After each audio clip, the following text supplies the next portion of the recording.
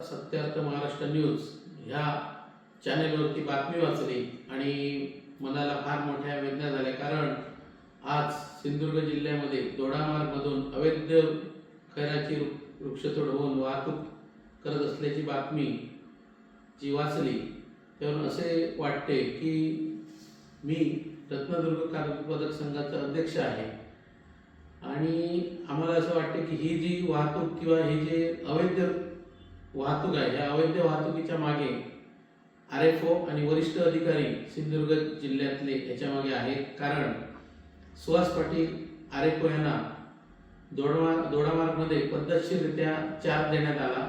त्यानंतर तिथे हे अवैध वाहतूक करणारे जेवढी लॉबी होती ती त्या ठिकाणी बांधण्यात आली आणि त्या लॉबीच्या माध्यमात कित्येक दिवस तिथे ही वाहतूक चालू आहे।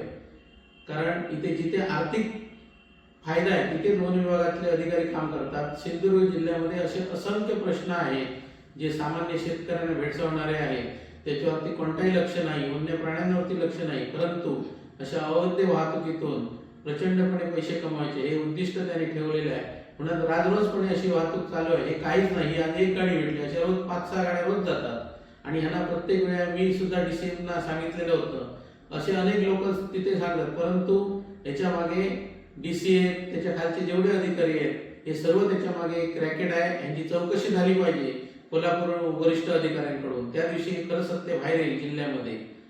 आणि आता इथे मोबाईल स्पॉट म्हणून शिडतुरी नावाचे अधिकारी आहेत, मग ते काय करतात, ते त्यांनी चार्ज घेतला जिल्ह्याचा, का त्यांनी अवैध वाहतूक रोखली नाही?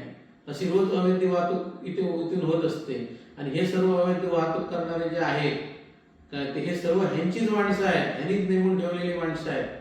त्यामुळे अशा प्रकारचं हे दुर्दैवी यांचं हे सगळं आहे जे सिंधुदुर्ग जिल्ह्यामध्ये काद इंडस्ट्रीजला लाकूड येते, हे सर्वसामान्य शेतकऱ्यांचे येते। सिंधुदुर्ग जिल्हा व रत्नागिरी जिल्हा कृषी उत्पन्न बाजार समितीचे अधिकृत परवाने घेऊन हे लाकूड खरेदी केले जाते, परंतु हे अधिकारी आहेत हे चोरीमारीचं सगळं हे जवळ करून अवैध वृक्षतोड करून जंगलातली हेच लोक विकत आहेत। हे आज याच्यावर सिद्ध झालं। कारण या लाकडाला परवाना नव्हता, कुठून आणलं ते सिद्ध झालं नाही, कोणाकडून आणणार ह्याची चौकशी गुलदस्त्यात ठेवणार आहे, तोडलं ते सुद्धा गुलदस्त्यात ठेवणार आहे।